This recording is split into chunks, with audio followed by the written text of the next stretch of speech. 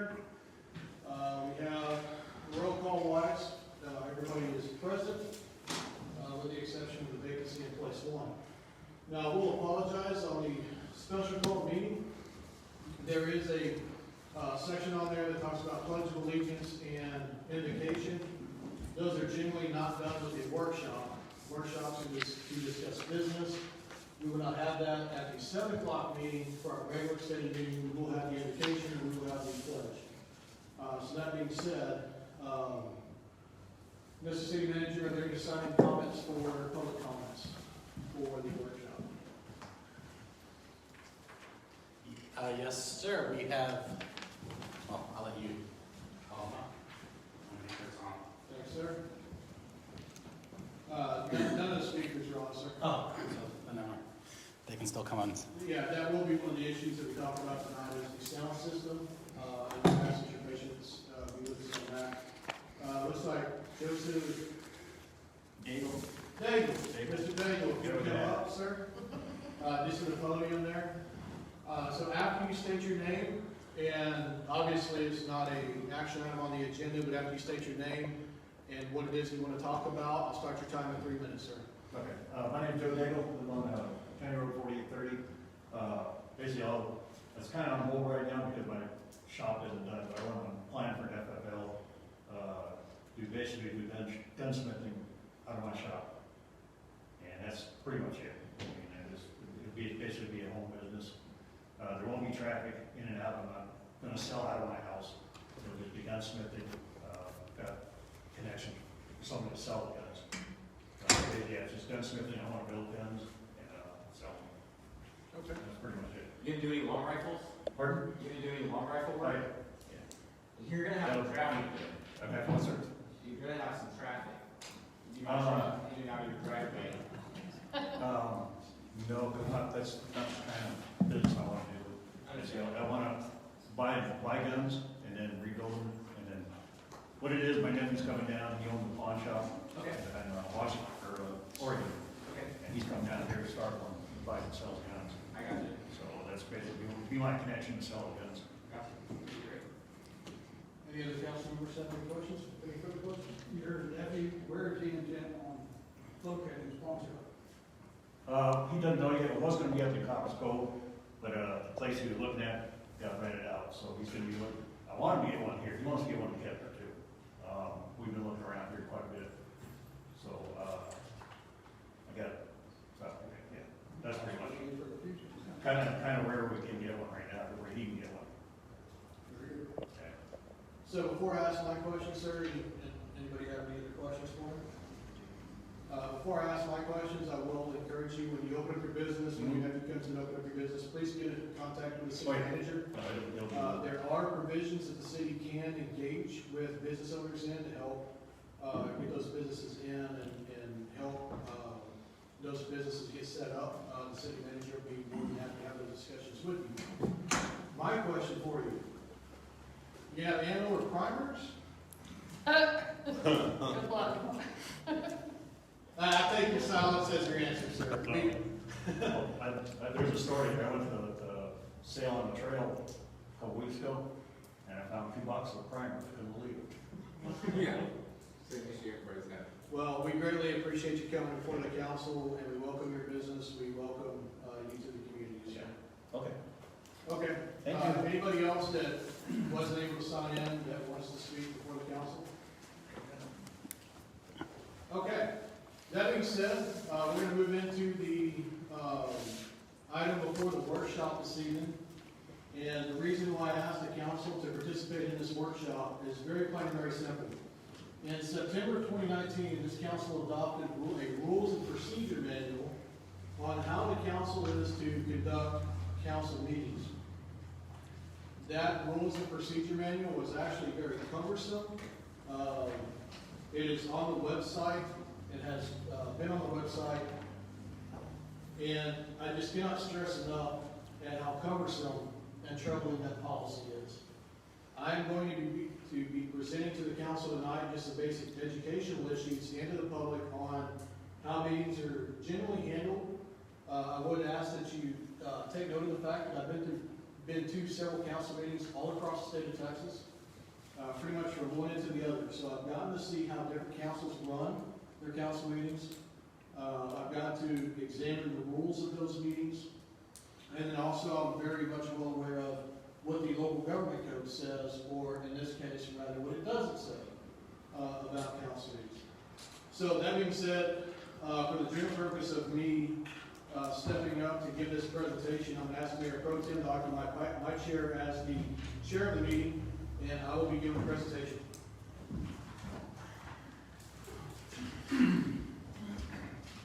Surprise. Alrighty.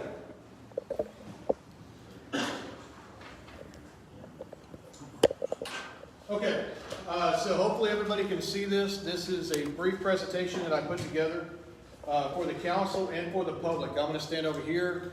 Hopefully everybody can hear me and everybody can understand what I'm saying. So I put this presentation together myself, and this is discussing conducting and participating in an open meeting. So let's first talk about open meetings. Open meetings are required by statute. They are required by the Texas Government Code for all city councils to have. There are other organizations in there that are required to have those, county commissioners, courts, municipal utility districts, etc. But we're going to focus on a city council for the time being. Now, there are very few laws that govern how these meetings are to be handled.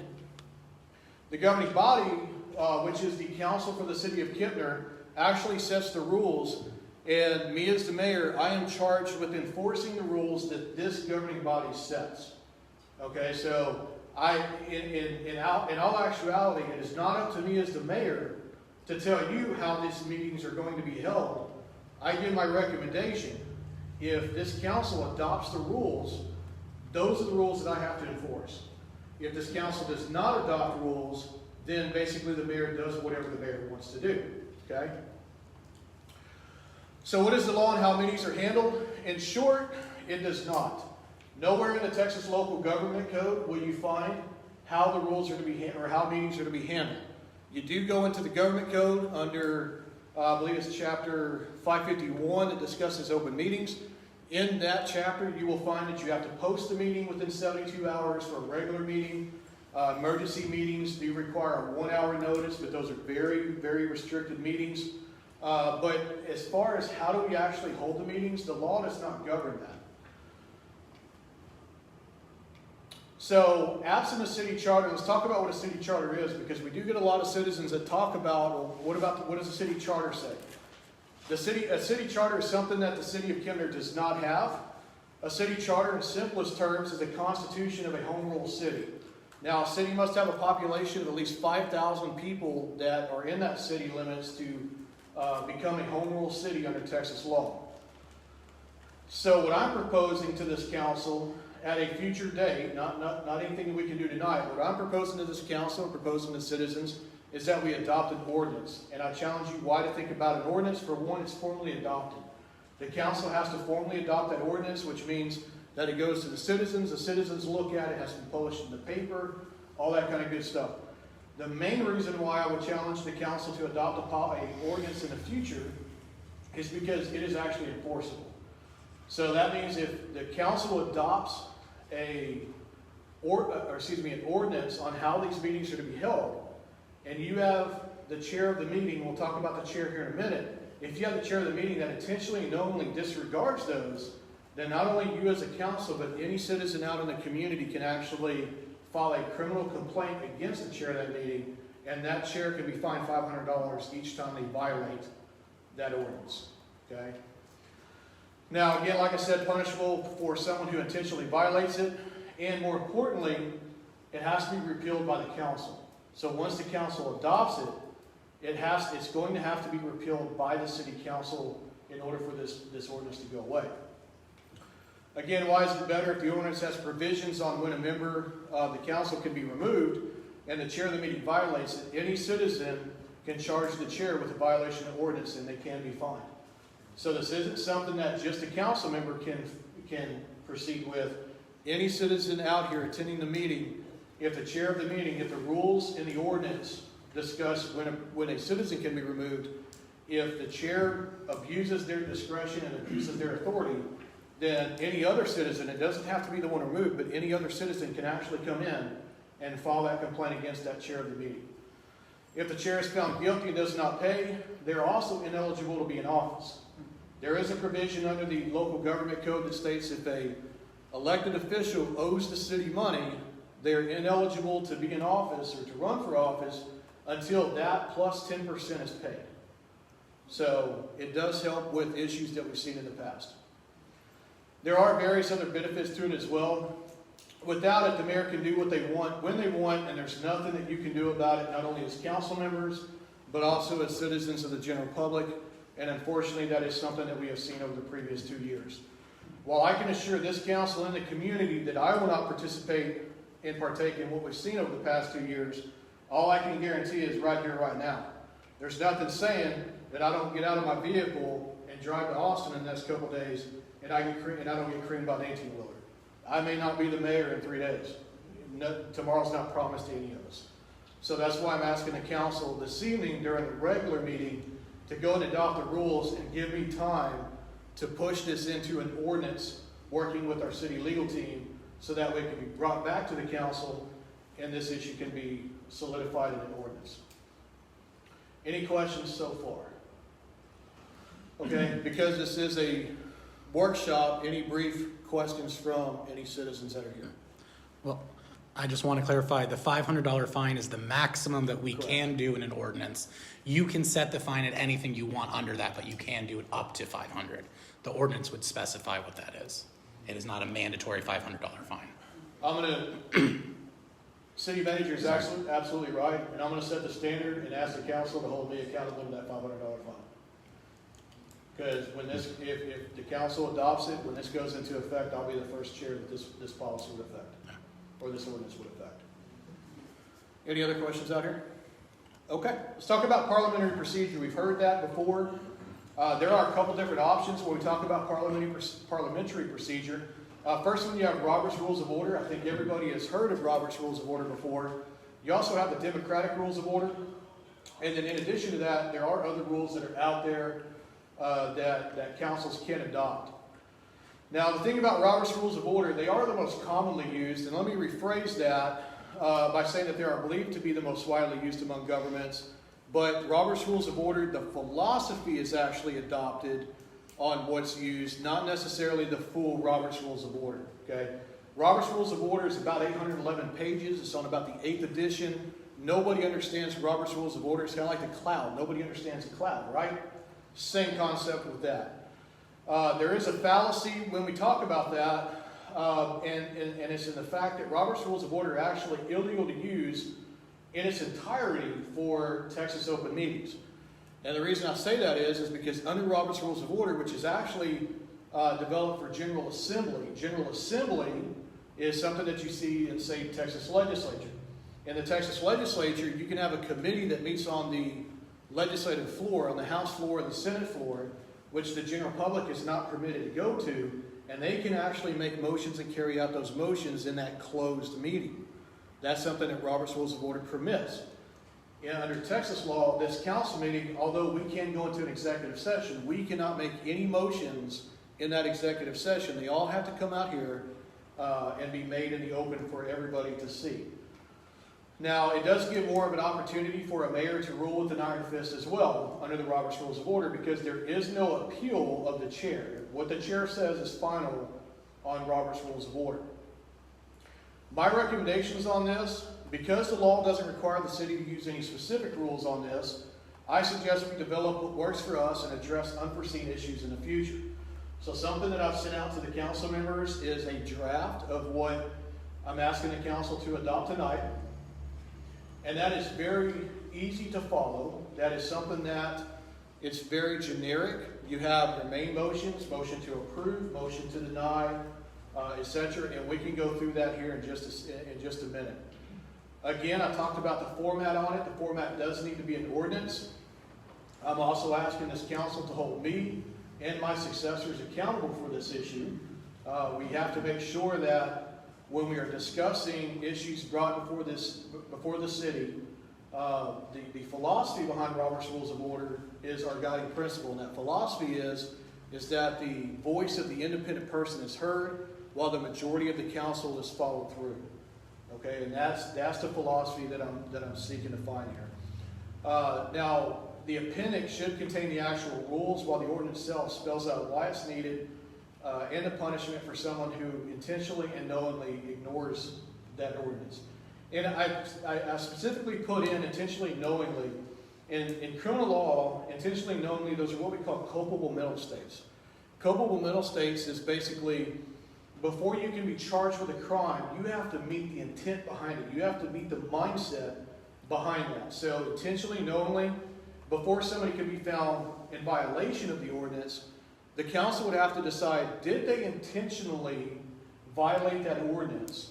After they intentionally did they know that they were violating it? If they did know, did they intentionally do so? Okay, so it's kind of a two-step process there that will help safeguard against somebody that just simply made a mistake. Bottom line is, if something happens and I cannot be here, the mayor pro tem cannot be here, any other council member can chair this meeting. And what I don't want is, I don't want a council member who's up here trying to do the right thing, makes a mistake, and now is subject to a violation of the ordinance. Okay, so those safeguards are put into that. Concepts of the rules that I'm proposing. First and foremost, agendas. All council members should be able to offer up items to be placed on the agenda. That's something that we have not seen over the past 2 years.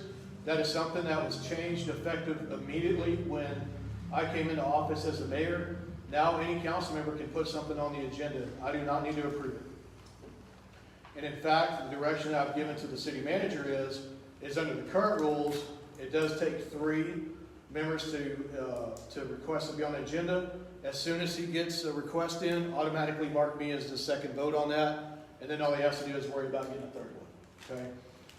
Tonight we can actually rescind that, and it's no longer an option, or no longer an issue. The agenda should not be absolutely controlled. However, the mayor should have the absolute right to add something to the agenda. And here's why I say that.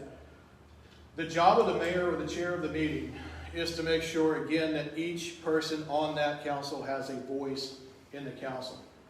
Also, you may come into situations, I've seen this in the past, where you have kind of a supermajority of the council that believes one way, and you have somebody on the council that doesn't believe with that particular council member. If you have provisions in there that make it harder for that one council member to get something on the agenda, then that one council member can be left out in the dark.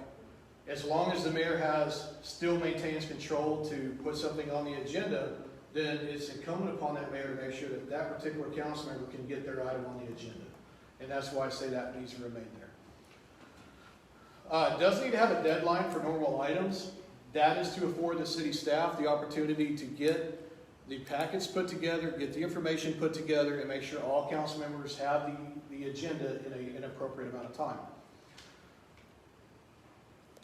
Let's talk about the chair of the meeting. The policy should identify who the chair is. In statute, the chair is defined as the mayor. Should have procedures as to who has the authority to act as the chair if the mayor refuses or is not present. Under state law currently, if the mayor refuses if the mayor is not present or refuses to perform the duties of the mayor, then that status now goes to the mayor pro tem. Okay, now let me back up here. This policy should have provisions in it that specifies, okay, what happens if your mayor and your mayor pro tem are both absent from the meeting, and that's what your sample policy has that I drafted up. State law says any member can do that. Our rules do define this just in case, and I'll tell you what our rules are is that initially if both myself and Mayor Pro Tem Jones are not present for the meeting, the council can actually decide who they want to run the meeting.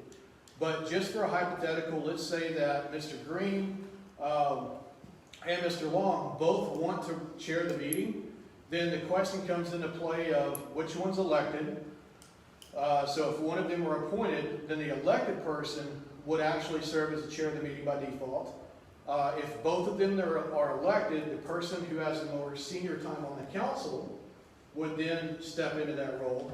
If both of them were elected at the same time, and both of them were elected and both of them were elected at the same time, then the provision would fall under the lowest place number. But at the same time, the council can still determine who would be the chair of the meeting, absent myself or Mr. Jones. All right, let's talk about the duties of the chair. The chair should call the meetings to order. The chair should call all votes, make sure each member of the council has the right to speak on a matter in an environment that supports differing opinions. That's something that this council will be experiencing in the future, is the ability for differing opinions to be had in the public without the chair of the meeting ridiculing anybody, and also with the chair supporting those differing opinions that are going to come out. They'll also rule on a point of order, and we'll discuss what a point of order is here near in the future. And there is only one way that this works. For one, the council has to support the chair, which means the mayor. So the council has to support the chair, has to support the mayor. The only way that that works is if I gain the council's trust, and that y'all can trust me to do the right thing. Again, the chair has to be fair in their decisions, and the chair cannot violate that trust. Now, motions. Let's talk briefly about motions. Motions can get cumbersome. The only rules that should be adopted regarding motions are the fact that the chair has a duty and responsibility to provide guidance to those making a motion, because you may have somebody that's on the council that wants something to be achieved, but they don't really know how to make the motion to get it there. You want the chair to be able to give them the advice that they need to properly make the motion. You don't want the chair making the motion for them, but in order to meet legal requirements, you want the chair to be able to give that advice. Okay? That is what the chair is there for, one of the reasons. Also, the motion must be germane to the agenda item posted, and that is actually a legal requirement. So, for example, if you have something on the agenda to, say, purchase a swing set for the city park, we cannot come in here and say, well, I make a motion that we purchase a swing set for the city park and put one here behind the building. Okay? That's not germane to the original issue that's had. Or I make a motion that we buy a swing set for the city park, and while we're at it, let's just go and get a water fountain for up here at City Hall.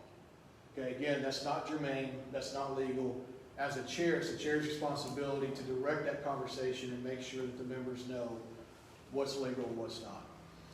The motion should be as simple as possible. We don't want to make a motion. So, for example, take the swing set.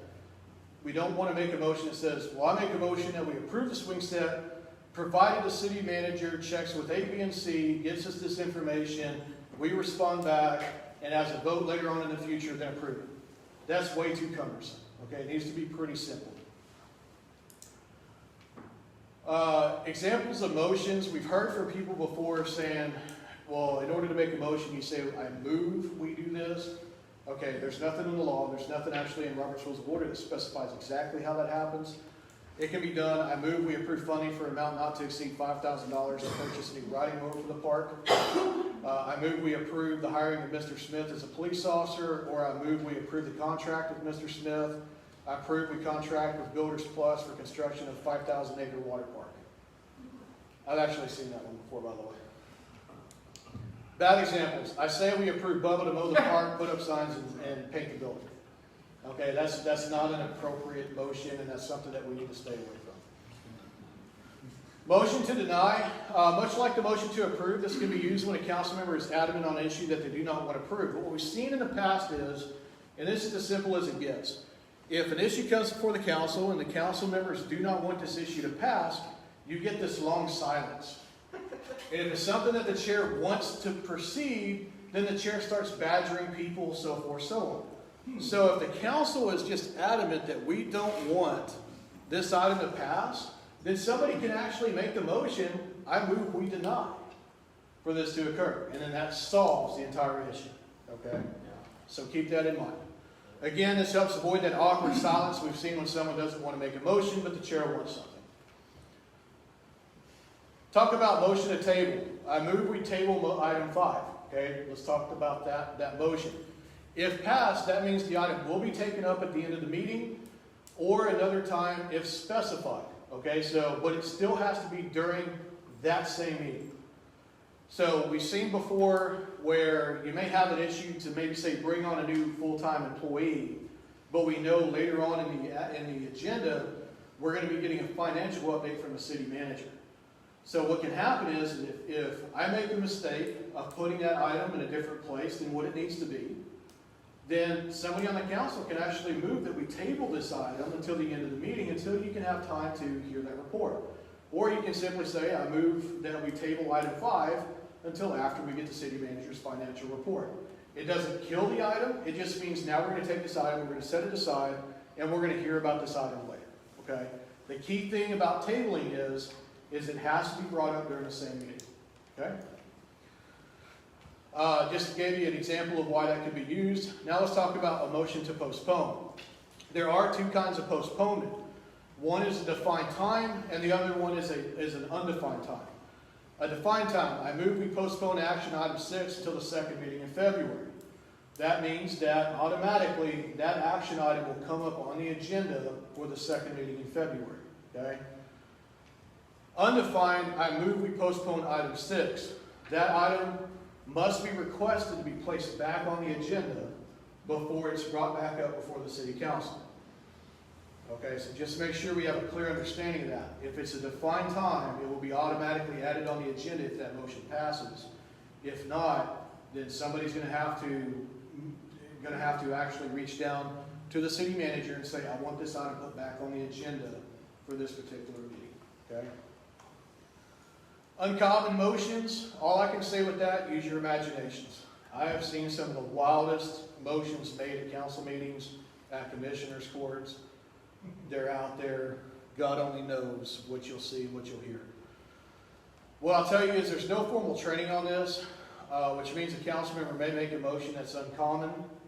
My recommendation that I'm asking the council to do, allow me as the chair to work with that council member and find out what exactly it is that they're wanting to do and kind of mentor that council member on formulating a motion that is legal for one, that can be presented to the council, okay? Point of order. In short terms, if you have a question on how to make a motion, you can simply raise your hand and say, I have a point of order, okay? Now, what I will ask that this council to do, Jared is sitting there, and I'm sure while he's sitting there, he'll be able to tell you that while he's sitting there, if he's looking at a screen, looking at paperwork, if somebody's wanting to talk over here and somebody's wanting to talk over there, you have to give me time to acknowledge that person to prevent people from talking over each other. Okay, so please give me that opportunity to make sure that everybody gets to talk. My personal philosophy is everybody gets to talk once before somebody gets to talk twice. Okay. So if you have a question on how to make a motion, or if you have a question if a motion was illegally made. So let's say Mr. Long makes a motion that Mr. Green believes is not a legal motion to make, then he can call a point of order, and when I acknowledge the point of order, he can say, Mayor, I don't believe that that motion was legally made. Then I can make a ruling on that decision and say, you're correct, it was not legally made. Mr. Long, I need you to restate a motion.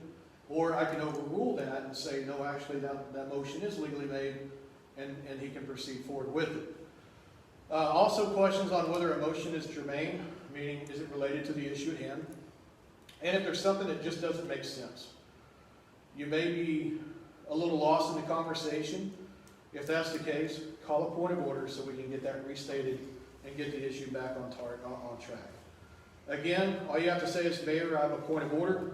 Under the rules that I proposed, if there's a point of order, I stop everything that's going on with the meeting to make sure that council member's question is addressed before we move forward. Rulings by the chair on a point of order should be the final without a unanimous vote by the by the remaining council members to overrule that. You should still have an opportunity to overrule the chair. It does need to take a unanimous decision to do so, just to keep things from getting haywire. An example of this would be expulsion of a council member from the meeting. Under the proposed rules that I have presented to you, it does require a unanimous decision by the remaining council members. If me as a chair, if I want to expel any council member, I actually have to bring that up in a motion. It does not have to be seconded, but I bring that up in a motion, and then the council votes on that, and absent the unanimous decision by the council, that council member stays. Okay? Now, there should be exclusions to that. For example, somebody rolls their eyes, we should not kick them out of a meeting. If they gasp because somebody said something stupid, Again, that should not be something that they kick out for. Again, if there's no legitimate reason at all, meaning somebody's literally just sitting there and they get kicked out of a meeting, that should not happen. And then also challenging the chair respectfully when authorized by the rules. So what I mean by this is that if I make a ruling on something and Mr. Green or Mayor Pro Tem Jones challenges me on that ruling, my response should not be, that's it, you're out of here, and now all of a sudden we have officers escorting out Mr. Jones. That should be something that the council should be able to prevent the chair from doing, okay? Again, should require unanimous vote by the council members, except for the one in question, okay? So if you have a council member that's just literally up here being idiotic and just trying to cause problems, that particular council member is not going to get a vote in the matter, okay? Disruptive citizens should require intervention by the chair prior to the action being taken. If you'll notice in the rules that I gave you, it does require a warning to be given to that citizen. And then the chair does maintain to have that person removed. But automatically in the rules, any one of the council members can actually make a motion to override the chair. So for example, we're in a meeting and I say, you know what? I want Mr. Coates removed out of the meeting because he rolled his eyes at me. Immediately, Mr. Green can say, motion to challenge the chair. I have to stop everything. I call that vote to order by the council, okay? There's also a provision in here that talks about accountability, and that's that the rules should have a provision that permits the removal of the chair for repeated and flagrant violations of the rules. So if you have a chair up here that's being stupid, the council should retain the right to have that chair removed, okay? Also should have a penalty assigned, which is what I was talking about with the ordinance, and that's what I'm moving this council towards. So what's next? At tonight's meeting, there is an action item permitting you to repeal the current rules. I will be asking you to do that. That is on an action item for the 7 o'clock meeting. You'll have the option to approve the rules I've included in your packet, and remember these rules are amendable at any time. Also, something I would ask the council to understand is these are just simply my recommendations. The mayor has the option to make recommendations to the council on various items that you're going to be coming across. Please do not take my recommendation as anything final or anything that you have to go with. You can make up your own decision. I challenge each and every one of you to make your own decision. And if it goes against my recommendation, so be it. We're adults. Okay? We all put our pants on one leg at a time. I'm not perfect. 5 minds are better than 1. Okay? Any questions on that from the council? Any questions from the citizens? Yes, sir. If the ordinance is adopted, does it state, in other words, whoever gets elected to the future, unless it can only be changed by the council, right, and the mayor? Yes, sir. So take, for example, let's say that this ordinance is adopted, and next mayoral election, I decide, you know what, I've had enough. I don't want to be the mayor anymore. And Mr. Jones decides he's dumb enough to do it, okay? Because I was dumb enough to do it last time. Let's say that he decides he wants to do it. Those rules or that ordinance will stay in place with him. Now, the way that I'm drafting this ordinance, and I'm going to be fair, I'm going to be open to everybody. The way I'm drafting this ordinance, because here's what we have to understand. We see a generation of society right now that wants to tear down statutes and everything else because they don't like the past.